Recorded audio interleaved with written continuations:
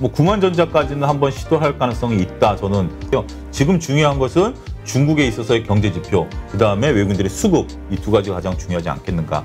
트레이딩에 능하시지 않은 분들이라면 오히려 조금 일정 부분 주식시장하고 거리 두기를 하는 것도 증권주 같은 경우는 지금 뭐 이익, 사상 최고이익 계속해서 만들어가고 있기 때문에.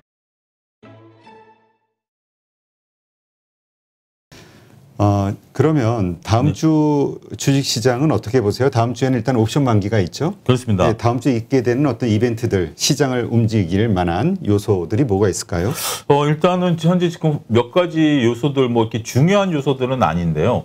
일단 지금 현재 가장 중요한 것은 저는 뭐 지표들 몇 가지 먼저 말씀을 좀 드리면, 중국에서 7월달 수출입 지표가 나오는 거에 따라서 위안화의 이제 향배가 이제 결정이 나겠죠. 물론 이제 중국이 수출과 수입에 있어서 어느 정도가 되느냐에 따라서 산업 생산과 같이 연결이 좀 되겠습니다만, 이제 연결이 되는 게 중국의 7월달 수출입과 실물 경제 지표가 이제 같이 발표가 나니까 이런 것들을 이제 맞물려서 보면서 위안화에 따른 우리나라 원화의 문제, 그리고 원화가 움직이면 현재 외국인들이 들어오냐? 그건 아닌 것 같습니다. 아직까지는 지금은 1140원대의 환율을 유지하고 있는 부분들이 외국인들이 환율 보고 들어오는 건 아닌 것 같고요. 지금 삼성전자를 샀었던 외국인, 그리고 카카오뱅크를 샀었던 외국인들이 다음 주에도 수급이 과연 이어질 수 있겠는가. 외국인들이 들어온다라면 기관은 따라 들어올 수밖에 없기 때문에 그 수급이 중요하다. 이렇게 말씀드릴 수가 있겠고, 말씀하셨다시피 다음 주 목요일 날 옵션 만기일이 있고요. 그다음에 MSCI 분기 리밸런싱 리뷰가 있는데,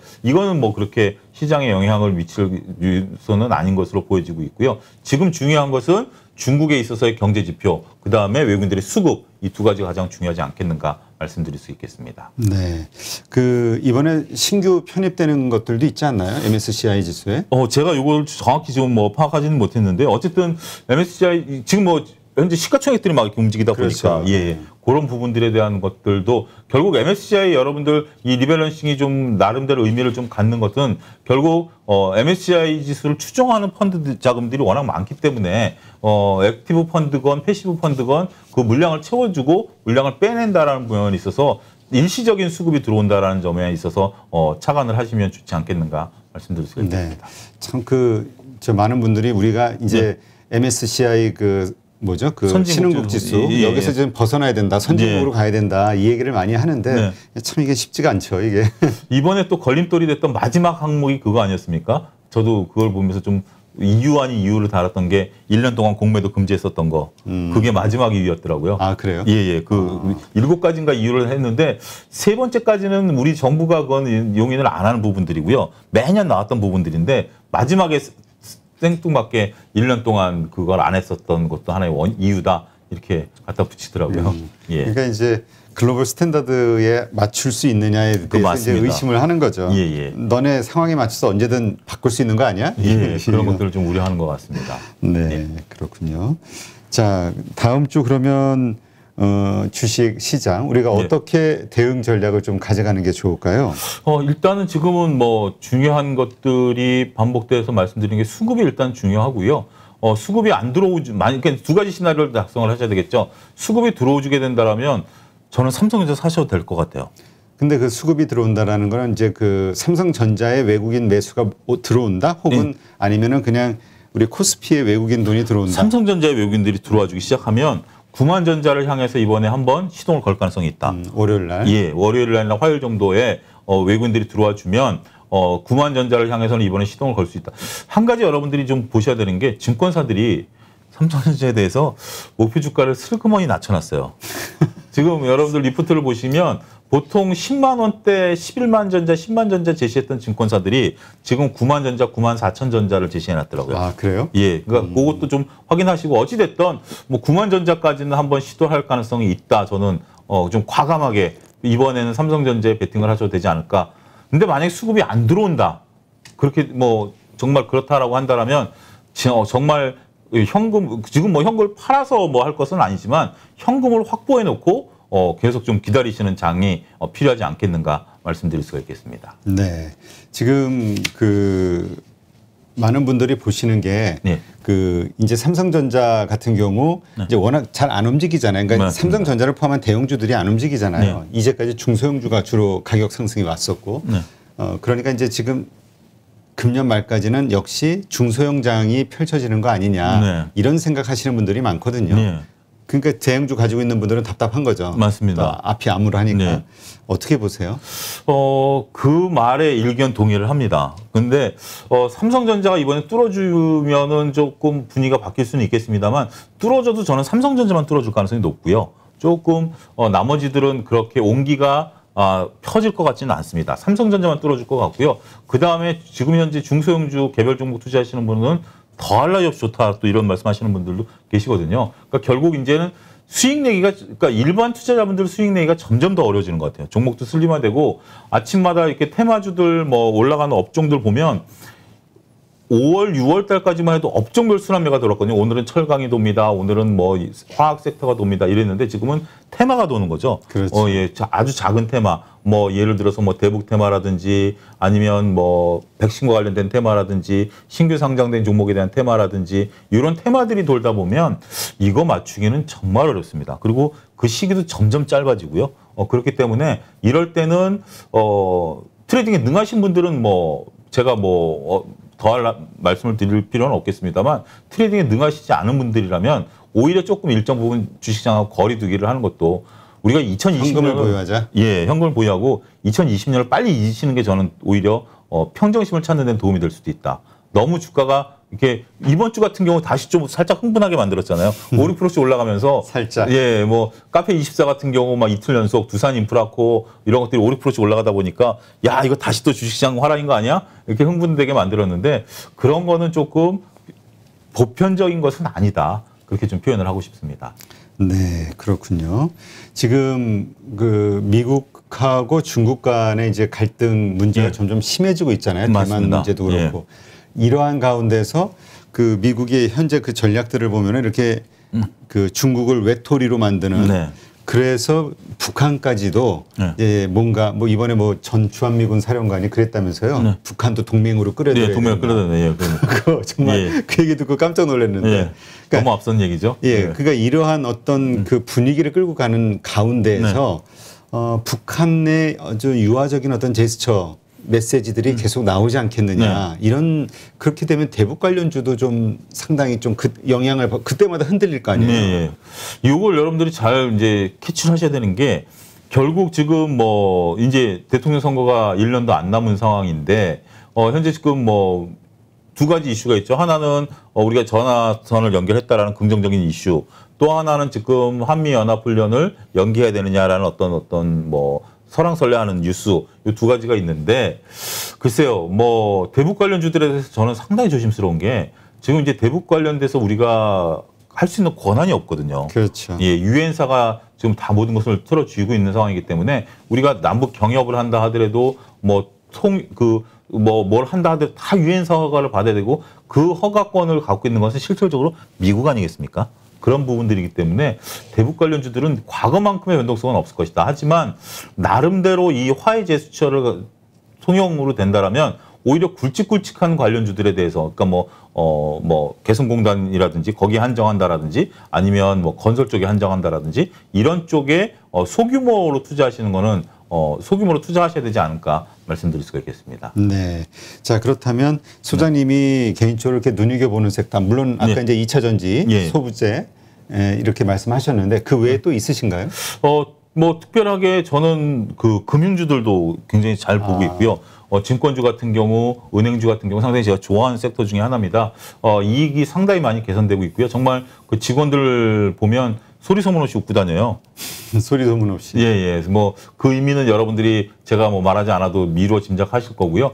그럴 정도로 지금 현재 주머니가 두둑해져 가고 있는 상황이기 때문에 그렇게 본다라면 결국 기업의 이익 주가도 올라갈 수밖에 없지 않겠는가. 특히 뭐 금융주들 같은 경우 카카오뱅크를 제외한다 하더라도 물론 이제 리밸런싱에 들어가는 부분들도 있습니다만 분기 배당 이번 반기부터 시작할 거고요. 증권주 같은 경우는 지금 뭐 이익 사상 최고이익 계속해서 만들어가고 있기 때문에 그런 부분들에 있어서 관심 있게 보셔도 되지 않을까 말씀드리고 싶습니다. 네, 알겠습니다. 그 뭐죠? 마침 오늘 오전에 그 KB금융, KB 손해보험 전 대표님하고도 인터뷰를 했는데 손해보험들 그 구조를 보니까 이번에 금리 인상이 되는 것이 왜 그렇게 수익성이 확 좋아지는지를 설명하시는데 이게 나름대로 금리 인상을 앞두고는 이런 금융주에 관심을 가질만 하겠구나라는 생각이 들더라고요. 예. 네. 저도 꼼꼼히 한번 다시 보겠습니다. 네. 네, 그럼 이번엔 요즘 그 지주사 흐름들이 그렇게 좋은 것 같지는 않아요. 네, 맞습니다. 그 가운데서 이제 SK, 이제 우리 페이로 모니터에 처음 오셨을 때 이제 언급하셨던 게 SK 회사, 맞습니다. 주식이었는데 지금 흐름이 좀 어떻습니까? 일단 SK 그룹 같은 경우는 조금 뭐 별로 그때랑은 큰 변동폭이 없는 뭐 대동소이한 모습들을 좀 보여주고 있는데요.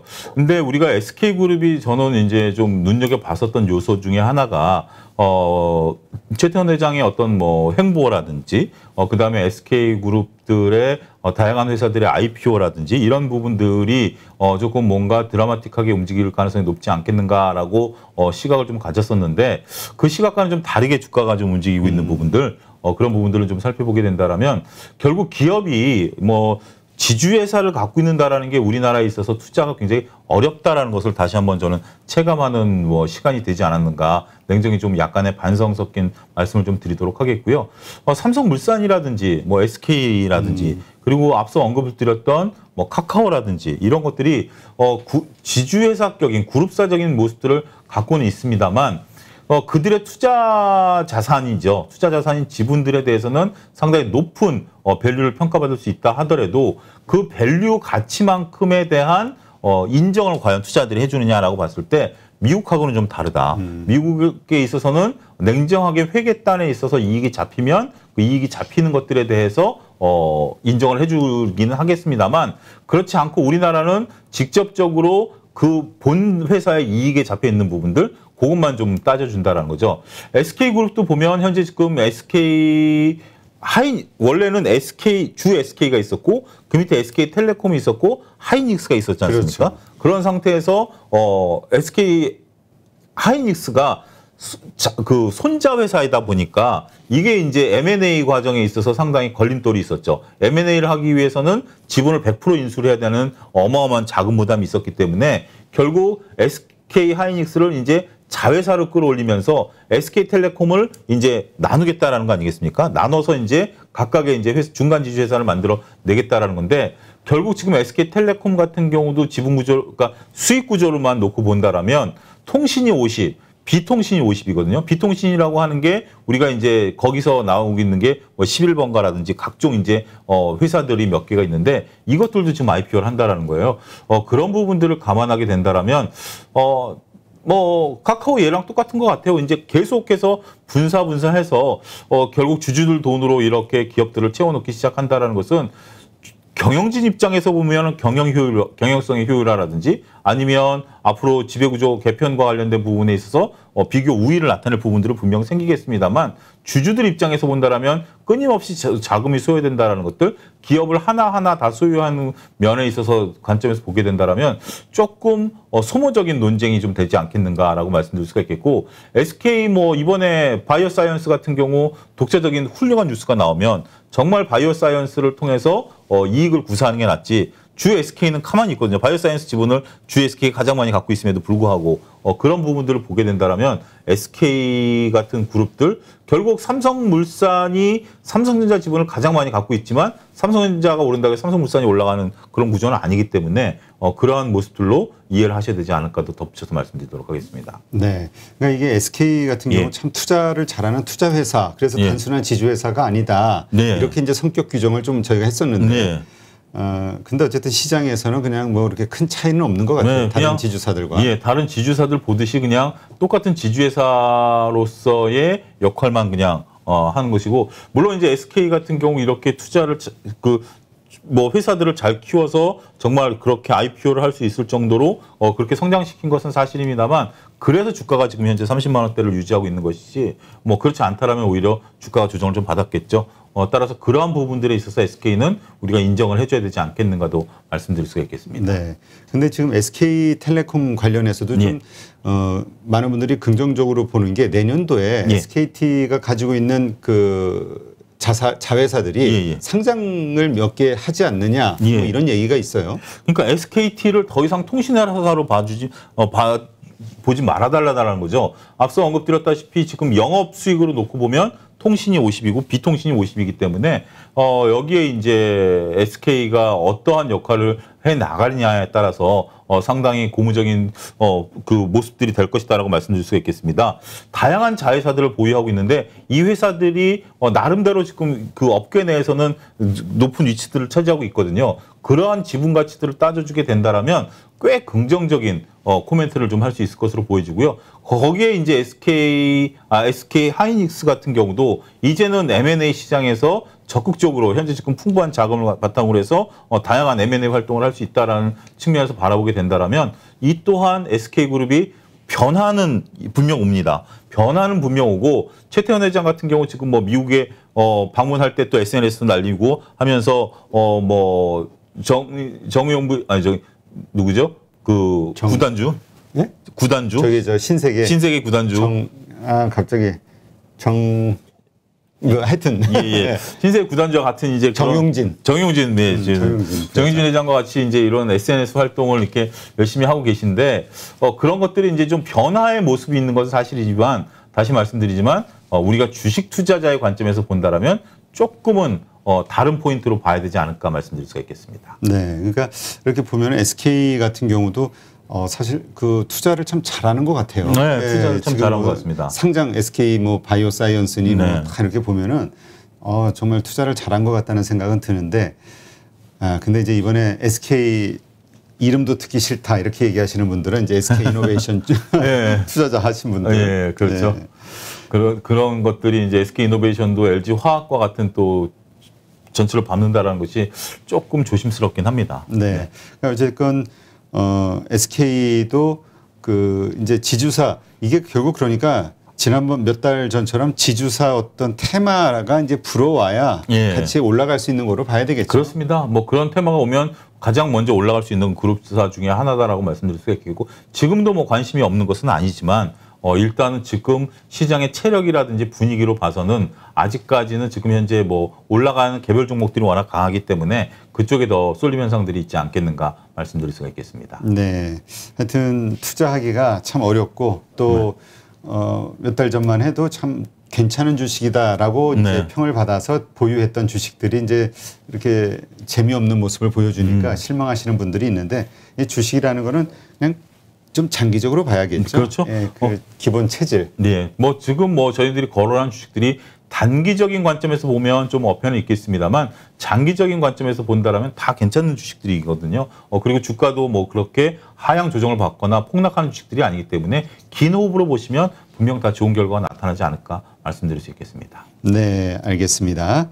네, 이렇게 해서 그 8월 달 주식시장 우리가 이제 어떻게 좀 대응을 잘 할 수 있을지 그리고 성격을 어떻게 이해해야 될지 한번 좀 시장을 좀 살펴봤는데요. 하여튼 뭐 쉬운 상황은 아닌 것 같습니다. 네. 기대도 주고 예. 이게 한쪽 방향으로 쏠리면 결정을 내리기가 좋은데 맞습니다. 이거 될 것도 같고 예. 아닌 것도 같고 결국 뭐 거듭 말씀드리지만 삼성전자에 대한 외국인들의 물밀듯한 그 환호성 다시 한번 좀 이어졌으면 하는 바람까지 섞어서 말씀드리겠습니다. 그러니까 결국 이번 주 우리가 8월 둘째 주 여기에서 중요하게 봐야 되는 것은 월요일, 화요일까지 외국인의 매수가 삼성전자에 들어오느냐 이것이 이제 8월 장을 확 달라지게 할 수 있는. 맞습니다. 그러지 않다면 역시 어려운 쪽으로 가는 걸로. 네, 알겠습니다. 네, 이제까지 YG경제연구소 차용주 소장님과 함께했습니다. 수고 많았습니다. 예, 감사합니다.